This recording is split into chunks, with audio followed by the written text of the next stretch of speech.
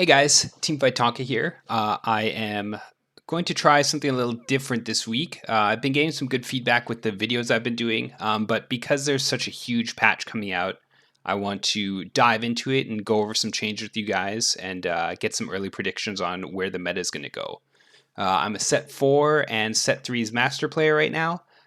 So hopefully I have some weight to what I'm saying. But if you have any questions or feedback on sort of the ideas that I'm bringing up or why I'm thinking the way I am with some of these patch notes, please leave them in the comments below. Please like and subscribe to my channel. And yeah, let's dive into it. What a quality title card.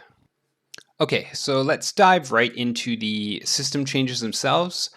So the biggest thing that you'll notice right now is that set 3.5, the way that the shop ended there is basically what we're back to now. Well, not basically, it is what we're back to now. So what this means is that you can now buy whatever units you see in the shop, and you're not going to be punished for it in the subsequent shop.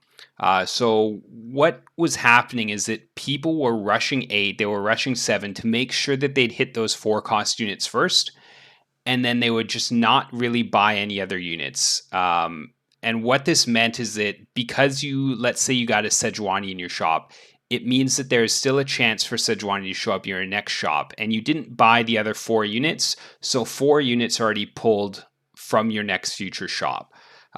This was seen a lot early as well, but I'm not really going to focus on that end because I think the only 3-star units we're going to see now are 1, 2, and 3 costs for the most part because people are going to slow roll and re-roll to get to them. I think this change has the biggest effect on 4-star units. I don't think you're really ever going to see 4-star units, 3-star 4-cost units in the game unless someone just high rolls out of their mind or they make a killing on fortune. Speaking of fortune, I do think that that's going to be a comp that's going to be a lot more forced to hit those Nikos so that it alleviates you having to find these 4-cost units. But back to the system change, I think this really means that there's going to be a lot more people either pushing 4-9 outright, or there's going to be a lot less people pushing for 8. Because in the example with Sejuani I gave you, what this means is that because people can't really sort of game the system and find an early 4 cost and try to find more of them, it means it doesn't really matter if you hit it first because you still have all the same odds as anyone else trying to roll for those pieces. And realistically, even now in live, like the odds aren't really against you, but they do change depending on how many times people are re-rolling and seeing those units and buying them, right? So this is probably going to be the biggest change of the patch, and if you don't read the patch notes, this is going to mess with you quite a bit. But yeah, the other change, the chosen change that they're mentioning, doesn't really mean much. It seems to just fix the worst case scenario. Basically, what this is saying is if you hit 2-2 and you haven't seen a chosen, you're sort of guaranteed to hit one by 2-2. Whether you choose to buy it or whether it's a good chosen, like this isn't going to change hitting a Dazzler Lissandra as your chosen. You probably still don't want to take that, and if you skip that, well, that was your guaranteed chosen, right? The rest of the game is the exact same. Yeah, I don't really think that one changes too much for anyone playing flexibly early. Okay, so next is general trait changes. So I'll just burn through these. So Adept gets buffed slightly, so you go from we're now at 2.5, 4 seconds, and 7 seconds. Realistically, it's not a buff that's going to make you want to run Adept. QSS still counts as Adept, and the only people you ever really want to slow the attack speed down for are the people who have QSSs, so this trait is still pretty whatever. If you can run 3 Adept, 7 seconds is a long time. I don't know that it's worth teching them in for that, though. Hunter bonus damage, nerfed at 2. 3 is the same, and then buff at 4 and 5. Hunter 2, like 25% is a pretty big chunk of damage. This is really going to affect Brawler Ash again. I know sometimes you run the 3-piece Kindred, so if you are running 3-piece Hunter in Brawler or Elderwood Ash comp, then you're going to see no change at all. But the buff to 4 and 5, I don't really think it's ever worth it to run 4 Hunter, 5 Hunter. Like, maybe you consider it if you have Hunter Ash. You throw in the extra Kindred then, but I don't think you're ever running Hunter 5 realistically. The buff does not make up for how, I don't know, overall poor the synergy is and it having to take up 4 units on your table. Moonlight 5 now exists. This stars up the lowest 2 champions. This is a huge bait. I think they said they're doing more with Moonlight, but once we get down to the actual champion breakdowns, you'll see that Diana was very slightly nerfed, but Aphelios is, as we know it right now, doesn't really have a spot. We'll see. Like, I don't think Aphelios is dead by any means, but you're not going to run Moonlight 5 for any reason, I don't think, other than like a clickbait YouTube video. Mystic gets a buff at every stage. That's great. Mystic 2 was really the only one you'd ever consider. You get an extra 5 MR at Mystic 4, and then you get a huge chunk at Mystic 6. Realistically, you're never really running Mystic 6, but slight buffs to Mystic 2 and 4 they're welcome. They're not going to shut down the mage comps, but it will buy your backline carries. They'll probably be able to survive Vagar Burst now a lot easier anyways. Ninjas getting a buff. This is obviously good, but I mean, ninjas themselves, they're not really that great. The individual units of ninjas are great. Like, I know Kennen's getting a huge buff, so there might be some leeway to play 3-star Kennen fully itemized. But even then, I think there are just better comps that you run with the individual ninjas themselves. So yeah, it's a buff. I don't know that it's going to make a huge meta shift with ninjas, but we'll see. Shades, they get hit really hard, which is great. So I'm not really sure that this is going to impact the build too much. I think what's going to happen is people won't be able to chase for so long. So what I mean by that is the early game Zeds, the early game Shade nerf is going to be a lot bigger because generally early game you're running 2 Spirit, you're running an Evelyn, you don't have your Zed items. Once you get that attack speed up though, like if you can get Zed up to 3.0 attack speed again, I really don't think this nerf is going to do too much. But what this means is I don't think there's any leeway to run anything else on Zed except for perfect items and perfect synergy. If you hit the 3 or 4 shade, especially with the cane kicker, with a full spirit comp, I think you're going to be relatively untouched. It's just you're probably going to lose a lot more health getting to that point, and there's going to be no room for item error. So you're going to need the RFC probably. You're definitely going to need a Jinsu's Rage Blade. You need to get Zed's attack up and running as fast as possible. So yeah, I think this is a huge nerf. They compensate it with like 25 damage at 2 shade and then 75 damage at 4 shade, which is actually pretty big. But again, realistically, I think the early game is what's going to hurt this the most. So you need to have those perfect Zed items, I think. Vanguard 8 exists now.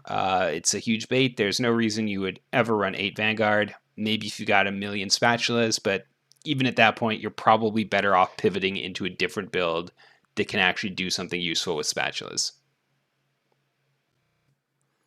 Okay, so next is the Cultist rework.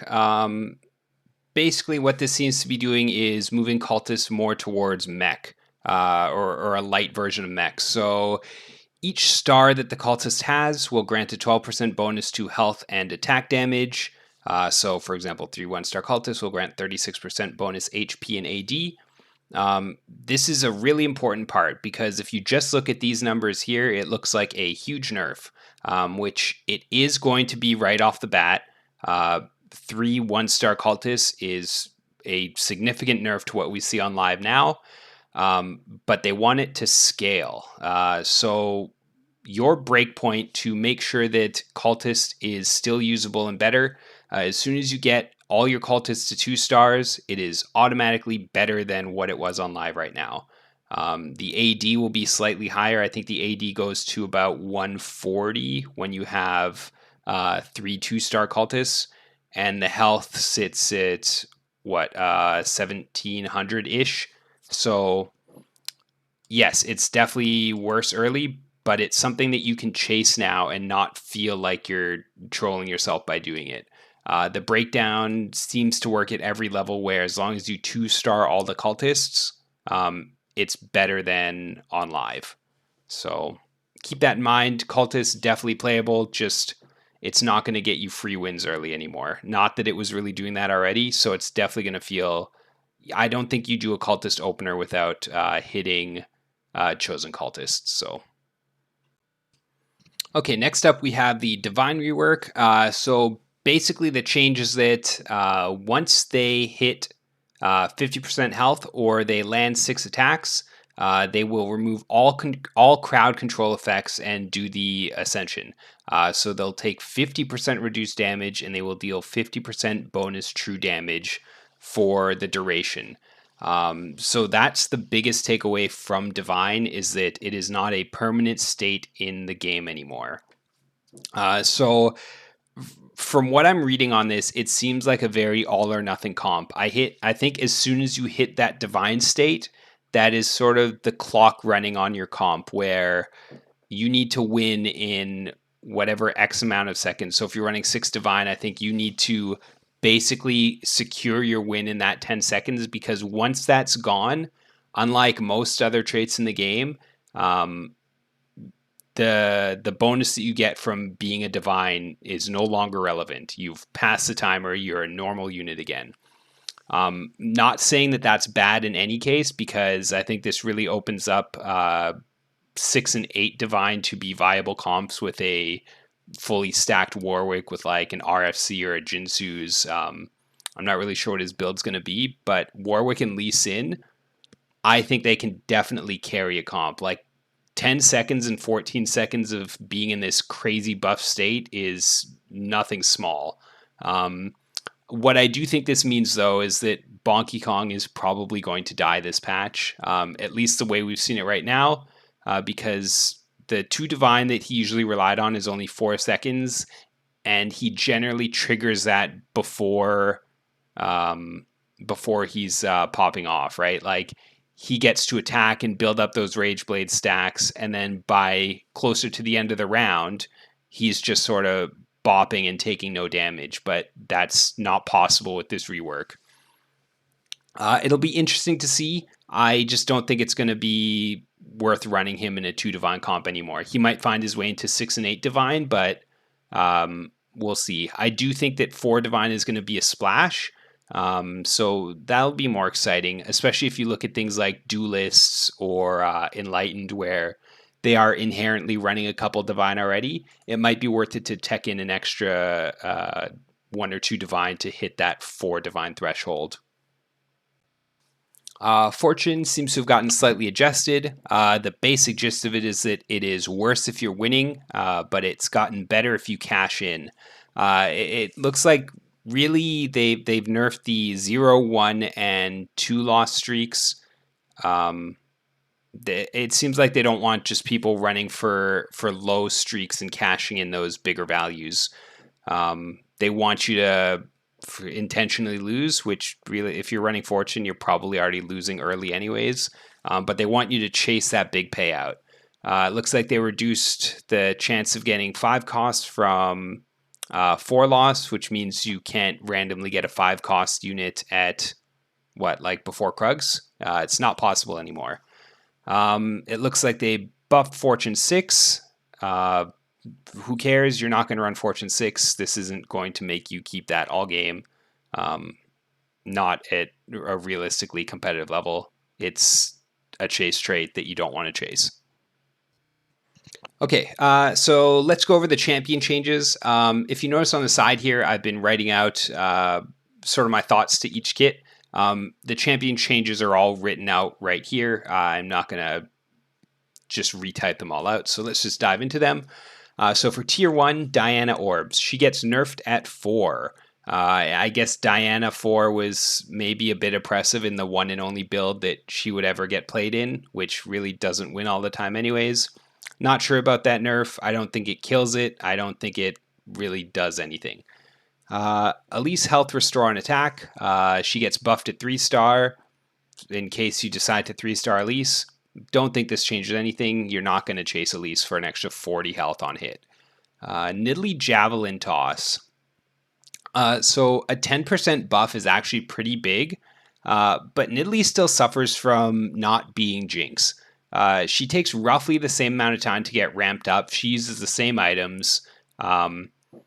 I don't see a world where you're going to really opt to play Nidalee. I think if you accidentally have her when you're running 6 Sharpshooter, then yeah, this is going to make a difference.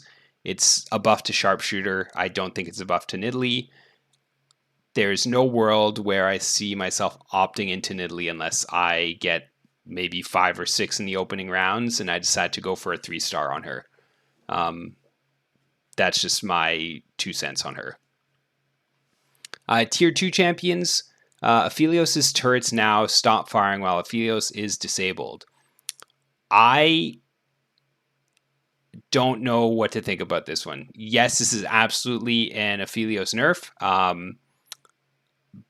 But in the games I'm playing in, like, Aphelios isn't really ever winning in Guardian Angel states. Like, yeah, the people who play Guardian Angel Aphelios still do a bunch of damage. They're super irritating.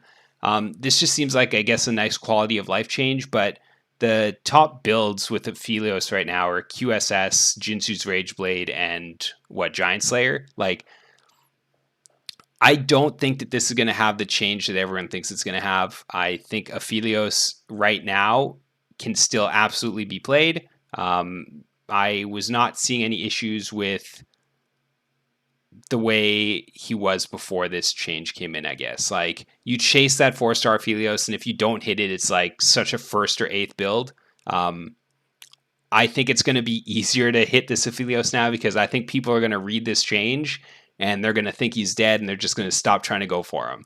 So my recommendation is first day tomorrow, this morning, just play Aphelios. You can probably force it to 4-star every game and get a couple wins before people realize that, oh wait, he's still really strong. Jarvan Dragon Strike. So his ability gets a significant buff at 3-star. Like 250 damage is that is a lot. Like it's effectively getting a 50% damage boost. From what Mort said, it sounds like they want to make him Blitzcrank, where he'll just one-tap your carries. And definitely with this damage, if you put some items on him, like throw on your extra rods or anything like that, Jeweled Gauntlet Jarvan might actually be pretty funny. He will fly to that backline and he will almost certainly kill whoever is back there. Good change. Might be worth trying to do some cheesy stuff with Jarvan. Who knows? Jax is getting nerfed. I don't know if you have played it, but 3-star Jax 2-star with items, like, he is a beast right now. So it looks like what they're doing is they're slowing down his subsequent mana cost. So he'll still get his first ult off the exact same time. It's still 50 mana to get there. But every ult after that is going to take 10 more mana. This might open up more people to wanting to put Sojin on him. I still think Jax is going to be an incredible unit. They didn't change any of his base stats, so that's kind of what pushed him over the edge anyways. Next, we've got Teemo. Teemo's dart does a lot more damage at every level. This seems scary. This is, if you're keeping track, this is another buff to Sharpshooters, which already got one from Jarvan and Nidalee and Teemo. So, I mean, you don't really run Jarvan 3 at the end of a Sharpshooter game, but you definitely run him early. Maybe you decide to keep him now. But yeah, this Teemo buff is very scary. It almost seems wrong, but we'll have to see. 3-star Teemo doing 900 damage. I know it's a dot, but the dot doesn't go away just because Teemo dies, so he's probably going to be a staple in most builds. So for tier 3 champions, we've got Kennen. Kennen's alt at 3-star goes up, again, an incredible amount, which is fine because 3-star Kennen right now is kind of a joke. Even 2-star Kennen is very just okay. I think this might be the only way that you really try to play around ninja comps if you're going to go the full 4 ninjas. But I think Kennen on his own with this might actually be a crazy force in a keeper comp. Yeah, 3-star Kennen, 1350 damage is incredibly high, especially with the stun. If you throw Morello's on him, a Guardian Angel, things like that, like he can be a legitimate carry if you're trying to 3-star this unit. Yeah, I think he's going to be contested. I think a lot of people are going to try him and see how that works. Vhagar looks like he's getting another nerf. This one's kind of weird, right? Because yeah, stacking Vhagar early is really huge. But if it doesn't matter how much you stack Vhagar if you don't get the items for him, like I think items on Vhagar are always going to matter more than this spell power on kill. Granted, this is coming from someone who doesn't play the mage comp, so I'm not going to give too many insights on this. This is clearly a nerf. I don't think it's going to kill the comp. You're still going to see Vhagar being played. Even with the Mystic buffs, it's fine. Tier 4 champions, Ahri's health. So this one's actually a really big one. I don't know if any of you have seen it already, but I've already been noticing that people are putting Guardian Angel and Ahri in the back corner. Unless you hit that 2-star Ahri pretty early, she can't really survive long enough to even make her first cast as a 1-star with in live right now with 650 health. So that going down to 600, it's almost certainly not going to allow 1-star, maybe even 2-star Ahri to get that cast off on the front line, especially if you match her up on the side that's got like a Jhin or some carry that's going to target her first, right? So yeah, this definitely doesn't kill Ahri, but she also gets a nerf at 2 and 3-star. 3-star Ahri, no one I don't think is going to hit it anymore with the shop changes we talked about earlier. But 2-star Ahri taking a 50 damage nerf is just, it's kicking her down again. I think you still build Ahri the same way. You get the Guardian Angel, the 2 double jeweled gauntlets, but I don't think you frontline her anymore. I think it's just not reliable for her to get that ult off while she is in Guardian Angel form. It's probably better to just sit her in the back and play it that way. Jin's 4th shot. So a lot of these champions seem to be nerfing 4 costs at their 3-star level, which is, I mean, it's probably good, but it's also odd to me because the chances of hitting these 4 cost units to 3-star, I mean, with the change they just made, it's gone down dramatically. Like you're not going to hit them at 3-star often, or maybe even at all. Like I would bet that in all of set 3.5, I saw a 3-star 4 cost unit maybe 10 or 20 times throughout the entire set.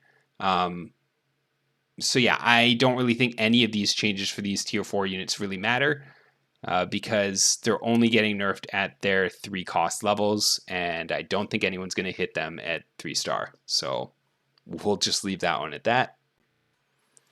So in the same vein as those tier 4 units, Azir gets a crazy buff at 3-star. You're never going to 3-star on Azir. Who cares?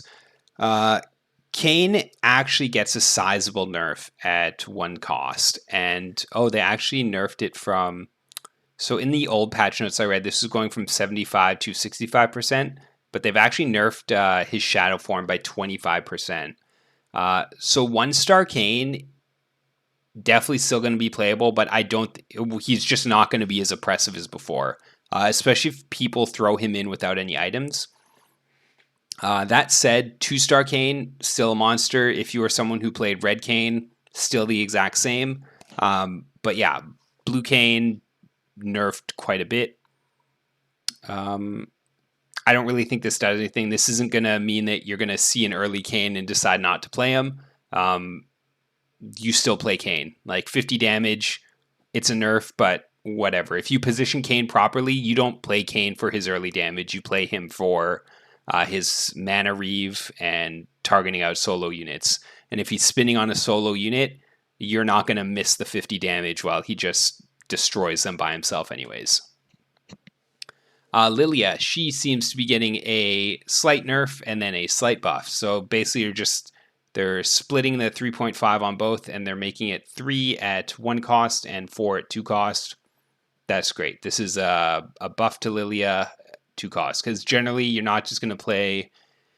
you don't usually just want to play a 1-star Lilia. I mean, I guess you would have before because it was the same time. Same thing for Zillion, but Zillion is also getting a buff. It will affect 3 targets at 2-star, which is actually pretty significant. If you get a mana item on Zillion, he's guaranteed 1 cast. If he can get 2 casts off, you're setting up 6 Guardian Angels against your opponent. That's really great. The healing actually goes down, though. So it goes from 700 to 500. That's definitely going to be noticeable, but depending on what comps you play, just bringing back the units is usually enough to win the game. So, yep, that is the champions. Okay, so last thing we have to go over are items. There are a crazy amount of item changes, so I brought out the trusty notepad again. So we've got Chalice. Realistically, this is probably going to be very OP. Chalice is already a pretty okay item as is, but if it's hitting 3 units, it is worth 8 total rods. That is a lot of AP. I honestly don't see why you wouldn't build this item in a spell damage based comp. It's absolutely insane. You have to build it if you play mages. Gargoyle Stoneplate, another great change. So if you correctly position your unit to take aggro from 3 to 4 units, this is worth effectively an extra full stack of Stoneplate from live. Great item. These 2 items right here really help mages even more. So yeah, Vagar is getting hit, but your Annie just got more unkillable and you just put more AP on your backline. So I think mages are far from dead. And to keep going, Locket of the Iron Solari. This item seems broken at every single level. It gained 100 armor at level 1, 150 at level 2. This item is insane. I don't know. It's probably going to be an insta-slam item for me every single game. Now, there's the caveat of these other 2 items we'll go over next, but even with those items, people aren't going to build them every game. This is worth more. This is worth almost as much as a Keeper 4 shield, a Keeper 6 shield. Like, if you get 1 or 2 lockets on a 2 or 3-star unit, that is 600 health on a row of units. This is going to be such a good Jax item, such a good duelist item. Basically, any comp that really revolves around frontlining a bunch of units beside each other, and you don't have to put 5 units right in a row. But if you've got 3 or 4 units getting this shield, that's worth as much as another unit on the board. Do the math real quick. If you have 4 units with 600 shield, or even 4 units with a 450 shield, that's 1800 effective health. It's not all round, but usually you have them frontlined, so there's a good chance that all of those shields are going to find some use. You want a good counter to Cassiopeia blowing up your team right off the bat, you drop a Locket on your team, and you should survive that initial burst. Luden's Echo. So this item is going through a huge change. It's basically the same, but what it does now is it will essentially double proc on units that are shielded or crowd controlled. So the base damage goes down by a little bit, but like I said, that damage is doubled on shielded and crowd controlled units. So this is probably going to be a situational item still, but I think you won't feel bad about building it on certain units. It might be good on Jinx. I heard Mort say that it could be good on Sejuani. Honestly, though, I think it's probably going to be a best in slot Teemo item. If you think about it, if you're playing Teemo, he's going to at least be 2 stars. That's 450 base damage from his ult, plus another 360 from double procking the Luden's Echo. That's 450 base damage. That doesn't include the AP you get from the item itself. So that's close to 1,000 damage from one spell with Teemo. Yes, it's overtime, but depending on who he hits, especially with sharpshooters, like you're going to be getting a number of units with this. This is a great item. Static Shiv. This is the premier duelist item now. It lost some damage in the base, but it got a crazy amount of damage in the bonus. Same deal. If the unit is shielded or crowd controlled, it does that bonus damage as well. This is bonus true damage, by the way. So I think it objectively makes it better than Luden's Echo. But so Callista, she was already bonkers with a static Shiv and RFC this patch. I say you slam. If you get a Callista, you're playing Duelist or you're playing Cultist or something, you get RFC, you get Static Shiv, and then some sort of defensive item, you will fucking crush everyone in the lobby. I think it's a free top 4, especially if you can 2 or 3 star her. Just trust. Quicksilver Sash, I missed it when I was writing these out, but the duration goes down 2 seconds. That is pretty big. It means that you probably won't be able to dodge 2 Aatrox ults, or you won't be able to dodge 2 Sejuani ults. Realistically, those big ults that you were trying to block, you're only going to be blocking one of them. I think this really opens up Trap Claw as an option. Because if you think about it, usually the Sejuani, Aatrox ults, all those big ults come out about 5 or 6 seconds into the game, depending on your positioning. Trap Claw will stun them for 4 seconds after, or you can wait 4 more seconds with Quicksilver Sash and not block that ult again anyways. I think it's going to be an actual choice now whether you want to run Quicksilver or Trap Claw. And with Veigar and all these AP items that are getting buffed, it's probably going to be worth it to invest more in Trap Claws depending on your lobbies. What's next? Zeke's Herald buff. It essentially gets the same buff as Chalice of Power. I don't think it's as good. It's probably usable, but it's not as good as Chalice because Sword is such a useful item. It's your Guardian Angel. It is your Bloodthirster and some Duelist or Bonky comps. It is your Giant Slayer. Yeah. I think Sword is more valuable than Tear and Cloak, so Zeke's definitely usable, but you're not slamming it. So ZZ Rot, I think, is the most interesting item this patch because it applies taunt to the wearer for 2 seconds. So the way taunt works is it doesn't mean that after 2 seconds the units are just going to stop attacking that unit and go on. It means it's got 2 seconds to sort of get the units it can get, and then anyone else will sort of path the way they want. So I am going to call it right now and say that running Stoneplate with 2 ZZ Rots is going to be slammable every game and will probably top 4 you. They more than double the damage of the little minions that come out of that. So if you get ZZ Rots on a 2-star unit or a 3-star unit, that is a 3,000 health minion coming out with 150 AD after it's still absorbing, because I'm not sure if you know this, but the ZZ Rot minions, they also have a taunt. So when they come out, it's going to pull them again, pull that same unit. So if you position your backline, your carries well enough, they should be completely safe that entire time. This will also mean the biggest part about this is countering assassin comps. So if you have a unit with ZZ Rot and your carry right beside each other in the back line, and the assassin jumps between them, it's no longer going to be a 50-50 between picking your carry and your ZZ Rot. If this is working the way it says, then the minion with ZZ Rot should be pulling the aggro of assassins. So I'll write that down in these notes that I put out after, but that is definitely going to be a huge showstopper to a lot of assassins.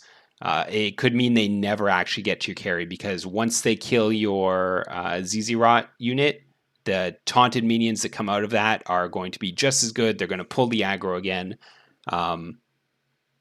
Absolutely, I would put money that Stoneplate and ZZ Rot is going to be slammable every game. So that is the rundown on items. And last but not least, there are some bug fixes. There was one that I wanted to go over. Pike's ability now hits slightly in front of him, so this means he can actually stun cornered units. Pike actually got a lot better with this. Like, I'm surprised they didn't mention this in the tier 2 champions list. This seems like a crazy good buff. Yeah, it's going to allow him to stun cornered units, so that's great. Kane can no longer cast There's No Enemies in Range. That's nice. I know often he would fully stack up in a corner, and then Set would run away or Ash would die or something, and he'd just spin there and waste his cast. He will always try to get in range of a target now. And that's it. Yeah, we're not going to go over any of the other bugs. So this is my first patch rundown. This took a lot longer than I thought it would. Let me know if this is useful to you guys, if there's parts you don't want, if you just want the notes. Yeah, I would definitely be open to doing this again, but only if there is an actual want for it. So thanks for sticking around. I stream on Twitch most days of the week, so just feel free to pop in when you can. I'll try to sort out a schedule in the coming weeks here. And yeah, let me know what other content you guys want to see. So thanks for sticking around. Take care and good luck on the grind.